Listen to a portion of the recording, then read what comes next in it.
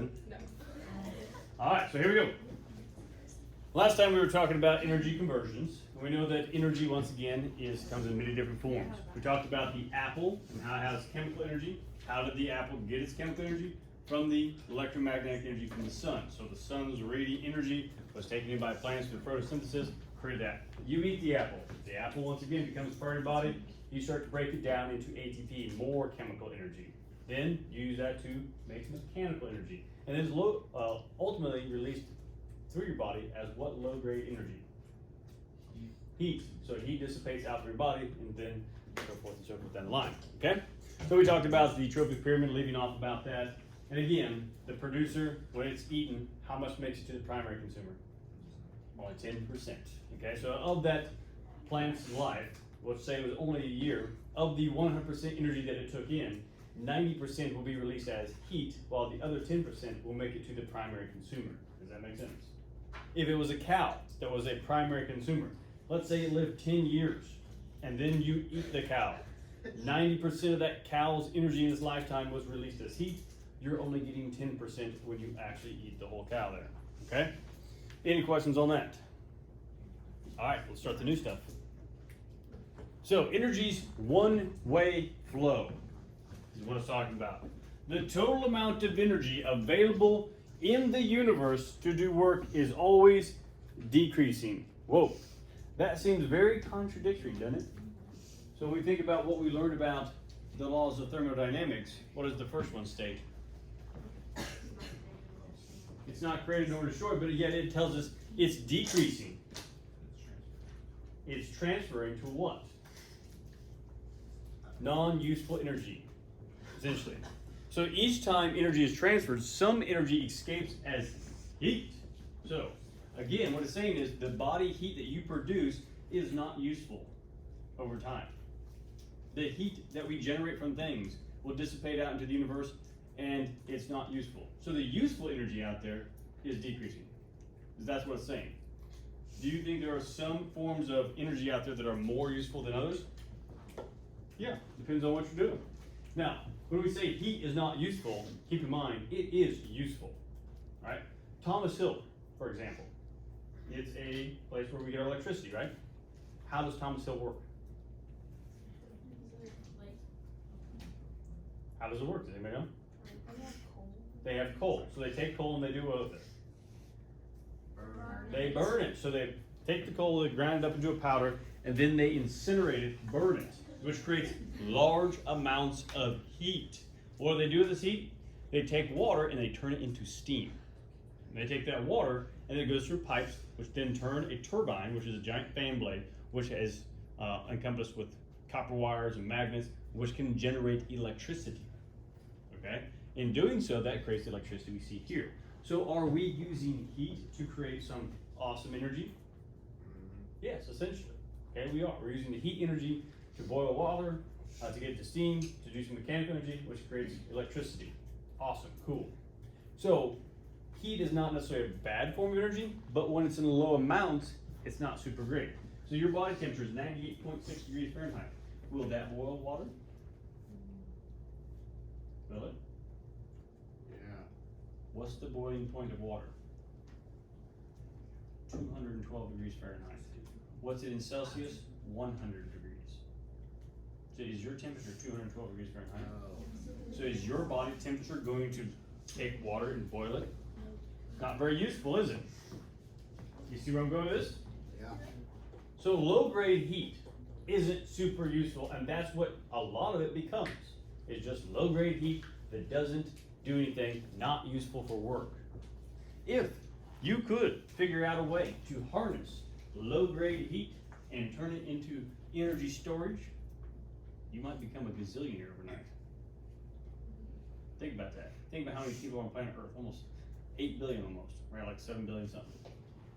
If you could figure out a way for us to wear clothes that would take your body's heat and turn it into stored energy in a battery, maybe you could charge your cell phone, take that battery pack off, plug it into the wall to power your lights at your home, plug it into your car to power your electric car.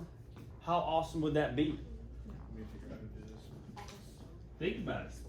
Think about if you could take your house reformat it, and all the heat that you generate within your house, maybe say during the wintertime, to keep you warm, it re-energizes itself and then stores it back into batteries that you can use to power your electricity for your lights.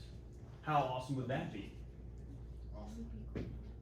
You would really solve almost all of the energy problems by making a closed system on planet Earth or in your home or yourself. That's pretty remarkable. We wouldn't need fossil fuels almost at that point. How crazy is that? Okay? So energy is one-way flow. It does go from the sun, goes to plants, and it goes to qualified to party. Right? It's hilarious because it's a koala and it's qualified. And he's wearing a stupid shirt. Look at that. So once it goes from him, the radiant heat goes out. Where does it go from there? Your body heat, where does it go? And then where does it go? 15 seconds to the neighbors. Go. Where does it go? Talk it out. No, that's the word that we learned the other day.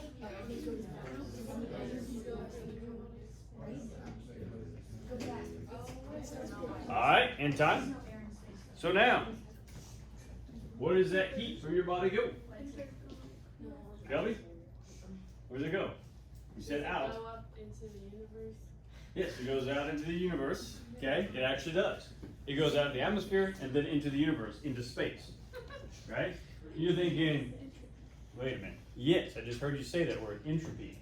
So again, the entropy is expanding outward as we talked about the pan that was hot. And then over time, that entropy, the heat or the energy will disperse outward from high to low, kind of like diffusion. So your body temperature will diffuse into the surrounding area, then it diffuses out in the atmosphere, and so forth down the line. So all that energy in the form of heat is just dissipating out there. So the amount of useful energy is becoming less and less. Isn't that crazy? And the universe is ginormous, so big that you can't even fathom it. That's how big it is. Okay? We don't even know exactly how big it is. That's how big it is. Okay? Alright, so energy is one-way flow. It doesn't loop back around like a closed system.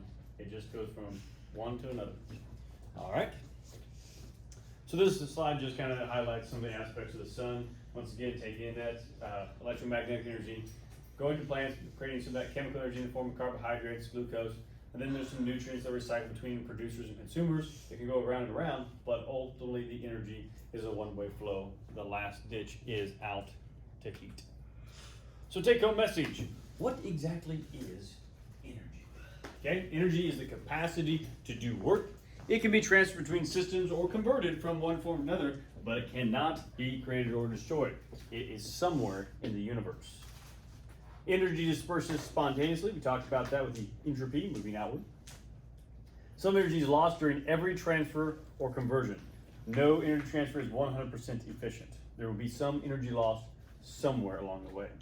Organisms can maintain their complex organization only as long as they replenish themselves with energy they harvest from someplace else. Where is the ultimate source of energy? The sun. That's where we're getting our energy indirectly. You get food from plants or animals which have eaten plants, and the plants get it from the sun. Okay? Converting the sunlight energy, using that energy to convert carbon dioxide and water into sugars. Okay? And that's what you use for energy. So that leads us to this. Good old cellular respiration. Okay? Energy in molecules of life. As a cell, all cells store and retrieve energy in chemical bonds of the molecules. So you are constantly eating food. Your cells will be getting energy to allow you to move, think, do all that good stuff. Okay? The whole process of cellular respiration does begin with the process of glucose. Okay? And the first process of glycolysis, where we break that down and get some pyruvate going through the Krebs cycle, and eventually the electron transfer phosphorylation. Okay? So energy, pretty important. If you stop, there's no more you either. Okay, so some basic terms. Just want to make sure we're all up to date on these terms. That you didn't lose these by chance. You learned these probably in biology, but you also learned them in chemistry. So if you had chemistry, makes a lot of sense. It's a reaction. A reaction is simply a chemical change that occurs between, or when atoms, ions, or molecules, once again, interact. So we're going to break bonds or make bonds in this process. So chemical change that occurs when atoms, ions, or molecules interact. Making bonds or breaking bonds. A reactant is what you start with. Atoms, ions, or molecules that enter the reaction. Products are what are made from the reaction. Atoms, ions, molecules, all that good stuff. So a classic example of a chemical reaction is cellular respiration. What you're doing at this very moment in many of your cells. Why? You are attempting to create energy from the food that you just consumed.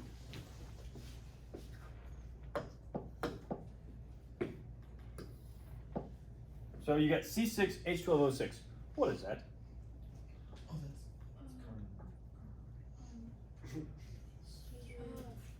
We'll come back to that one then. Okay. What is 6O2? we'll go back to that. O2?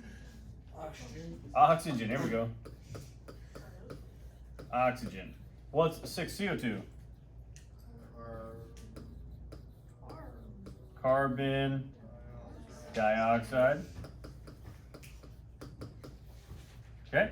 What about H2O? Water. Good job. And what form of energy are we trying to make? I heard somebody say it. ATP. Okay? So, think about what it's saying. Something plus oxygen, breathing out carbon dioxide, getting rid of water through usually urination, and getting energy from this. So what is this? Glucose. It's glucose or sugar, same thing, yeah. Glucose is a form of sugar. It's a carbohydrate. So that one is specifically glucose, so very good. So you're going to eat carbs, you're going to breathe oxygen, which you're doing right now, and you're going to release carbon dioxide, urinate some water out, and get energy from the things that you ate over here. Ta-da! So that's what it is. That's the reactants, and these are the products. Now, here's a question for you. Ready? Critical thinking. Can you ever find a reaction that does something like that? Have an arrow pointing that way and one backwards. Your thoughts with your neighbors, 15 seconds. Go. I'm thinking next thing to try it, but don't know why.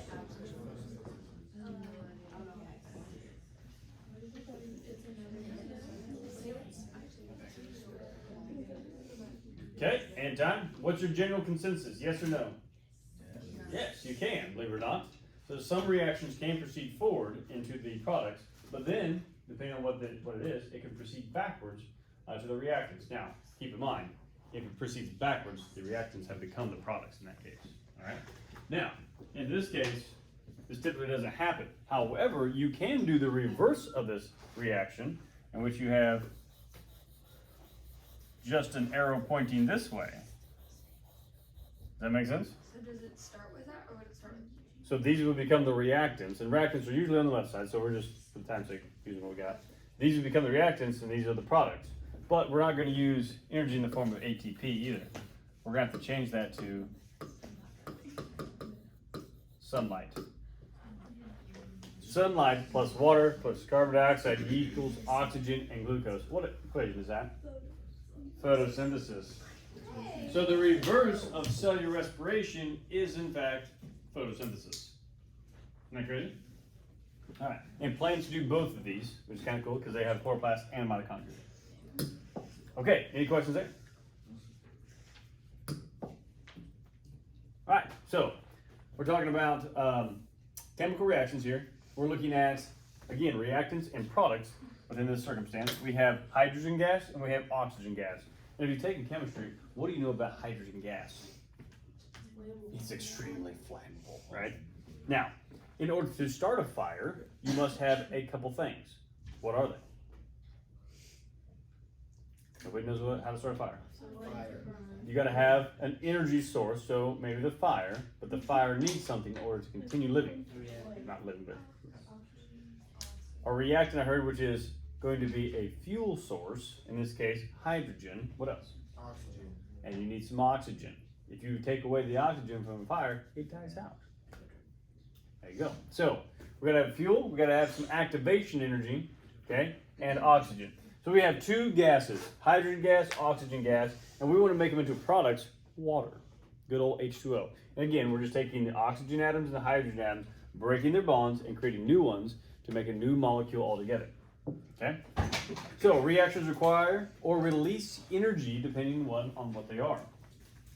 So we can predict whether a reaction requires or releases energy by comparing the bond energies of reactants within those products. We can literally sit down and analyze and determine how much energy is within the reactant and then later figure out the product to determine if it actually lost or gained that energy through that chemical reaction. If it did one of the two, we call it either energonic or exergonic reactions. Energonic means energy in, the reactions that require a net input of energy in order to get them going, or to do so. The exergonic energy out, reactions that end with a net release of energy. And we'll talk more about these here in a second. Got some diagrams and pictures that will explain more.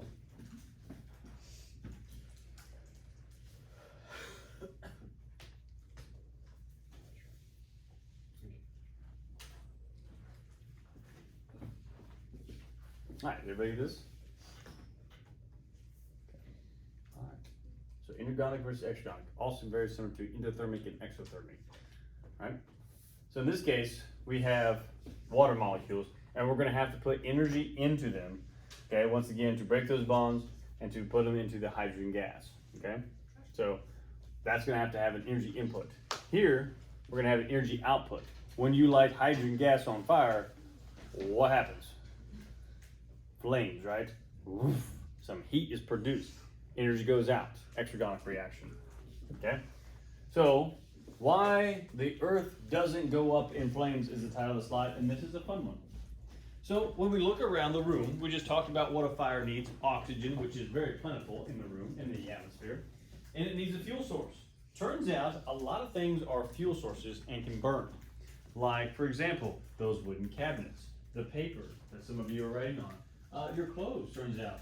Yeah, even some of the desks. Okay, they may be metal and some other things, but there's other materials in there that can combust. You get them hot enough, right? So the question is, if there's all this combustible material on planet Earth, and there's plenty of oxygen to go around, why is everything not just igniting on fire all the time? Why are we not like, fire? What's your thoughts? 20 seconds with neighbors to go. Why is it not burning up all the time?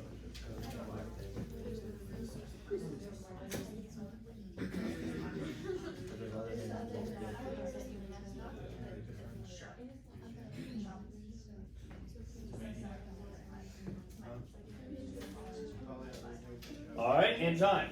So why do you think everything's just not going up in flames? Thoughts, ideas? Everybody? All right, that means you get to call somebody. Yeah. Everybody like, quickly looks away. Don't make eye contact. All right, Trevor, go for it. You raise your hand, man. It's too late. There's other things with oxygen.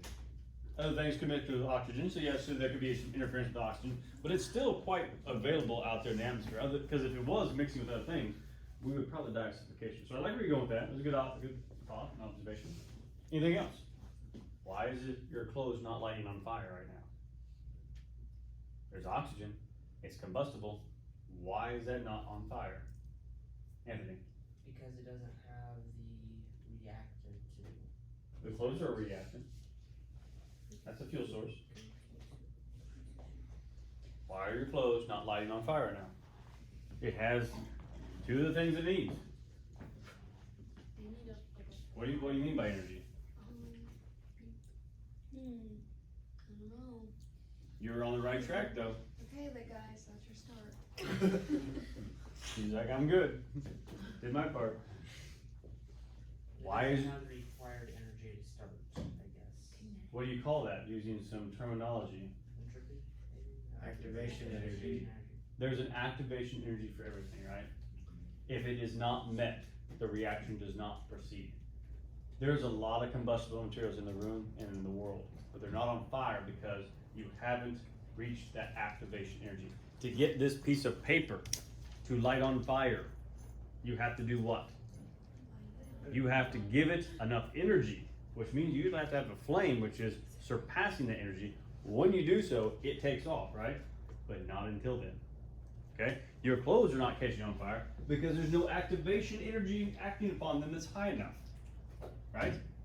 These desks and the wooden cabinets are not bursting into flames because there's no activation energy that's high enough for them yet. If there was, could they burn? Yes.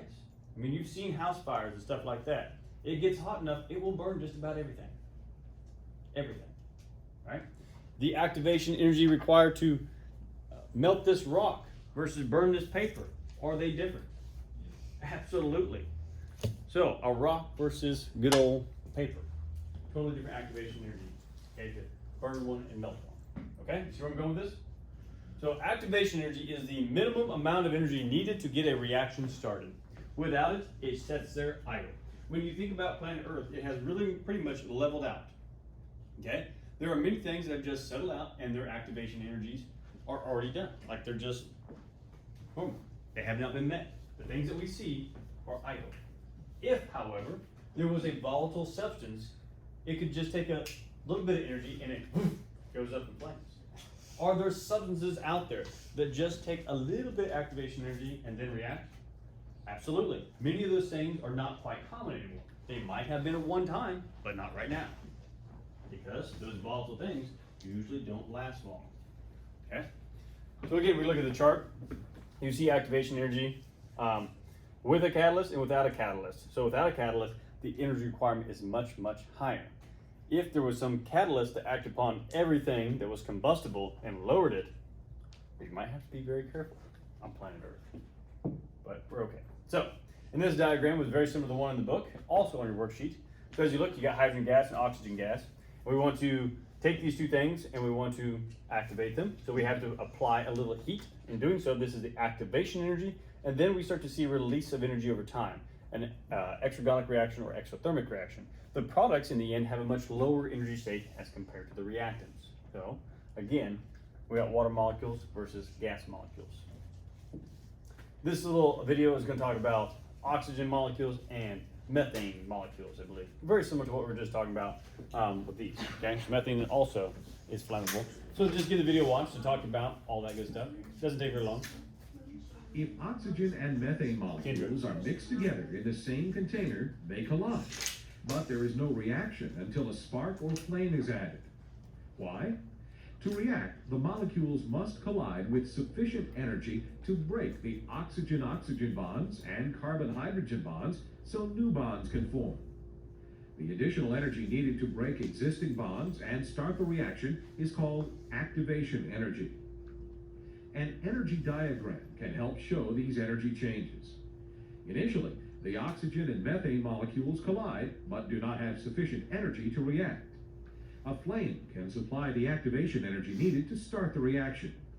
At this point, bonds break and new bonds form in an exothermic reaction that releases energy. The energy released supplies the activation energy for other molecules to react, and the mixture explodes. In the air, nitrogen and oxygen are continually colliding but lack sufficient energy to react.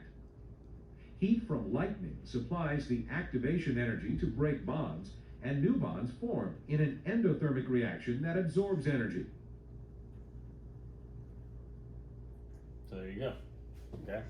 Someone had a good question and said, what is this triangle? Anybody know what that triangle means? Delta? It means change. So, and it has a negative symbol in front of it, so it's a negative change. The other ones had positive changes. The H is referring to heat, so the change in heat or temperature. Okay? So that's some stuff that you may run across in physics, math, whatever it is, but that's what it is. Okay? Any questions on that? So there's endergonic and there's exergonic reactions. Endothermic and exothermic as well. So energy in and energy out. Cells store free energy by running endergonic reactions that build organic compounds, photosynthesis. So they're going to take small molecules like carbon dioxide and water, and the presence of sunlight to get all that going, they're going to do the process of photosynthesis and make sugars. Okay, so we're trying to make these things. Cells harvest the free energy by running exergonic reactions that break down the bonds of organic compounds. so aerobic respiration or cellular respiration. You're going to take sugars from the molecule or from the foods that you eat, and you're going to break them down into ATP and use that to create energy. So again, you're releasing heat into your body, from your body, by those chemical reactions. All right? That's pretty unique because you're doing cellular respiration, plants are doing photosynthesis and cellular respiration. Keep that in mind. So again, small molecules like carbon dioxide and water, inorganic, making larger ones, carbs, lipids, and fats, proteins, all that good stuff. So you've got organic compounds here, carbs, lipids, fats, proteins, all that stuff, making small molecules by breaking them down and getting energy out of them. You can break down carbs, you can break down lipids to get energy, you can even break down proteins to get energy as well. Okay, so take home message. How do cells use energy? Activation energy is the minimum amount of energy required to start a chemical reaction. Without it, nothing proceeds. Gotta have it. Inorganic reactions cannot run without a net input of energy. Exergonic reactions end with a net release of energy. Cells store energy in chemical bonds by running inorganic reactions that build organic compounds. They harvest energy by breaking the bonds over time. Okay? Any questions about any of that? No? Okay, I do have one more thing I want to do, and that's kind of just a little critical thinking here. Let's see if we can do this.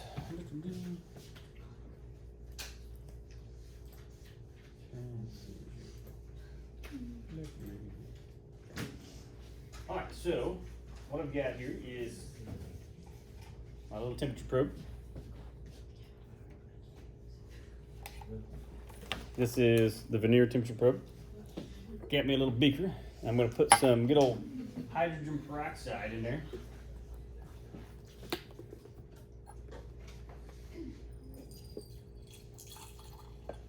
Okay, put some hydrogen peroxide in there.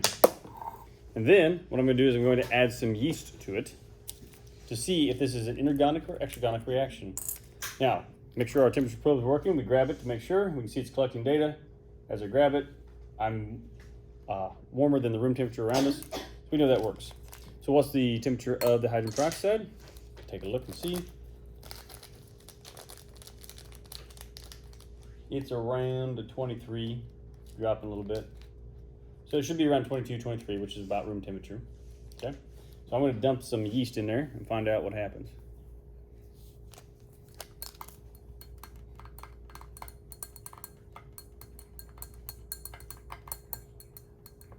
So do we see any change yet? Now, just looking at the beaker itself, we can see that there are bubbles forming, which that's a good sign of chemical reaction. There is a smell, which I can smell. I didn't realize you're farther away, but I can smell that. We do see the temperature climbing. We're at about 30 degrees Celsius, almost 2 degrees away from a 10-degree temperature hike, which is pretty impressive. Keep stirring that, see what we can get. You can actually see little puffs of air, little steam maybe coming out of there. Oh, I can smell Some oxygen, yep, you smell it now, it's diffusing out to the room. But yeah, it's really climbing, right? So is this an inorganic or exergonic reaction?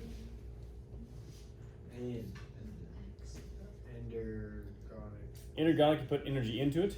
Exergonic energy is released outward, usually in the form of heat. That's exergonic, okay? So what's happening is yeast is become activated in hydrogen peroxide, which is H2O2, okay? H2O2 is something that the yeast can break down with their enzyme.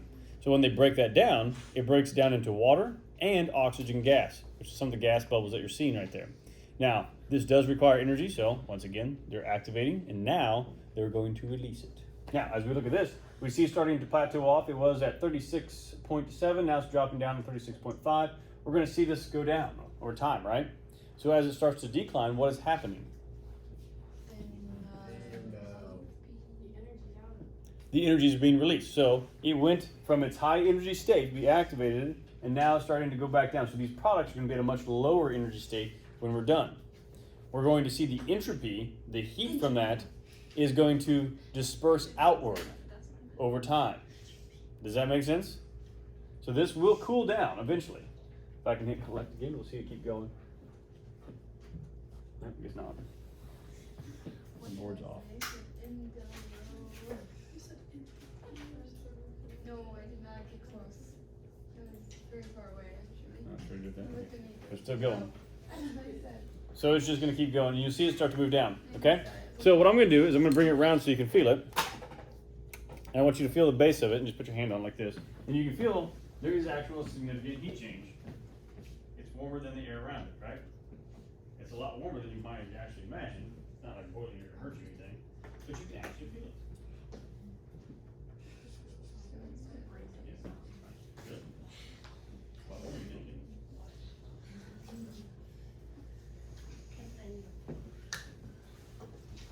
All right, so now you have the example of an exergonic reaction that happens naturally.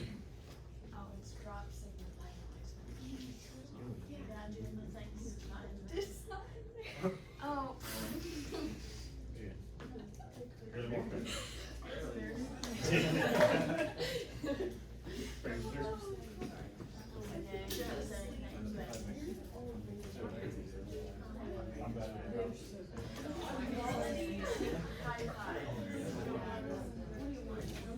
All right. That's it.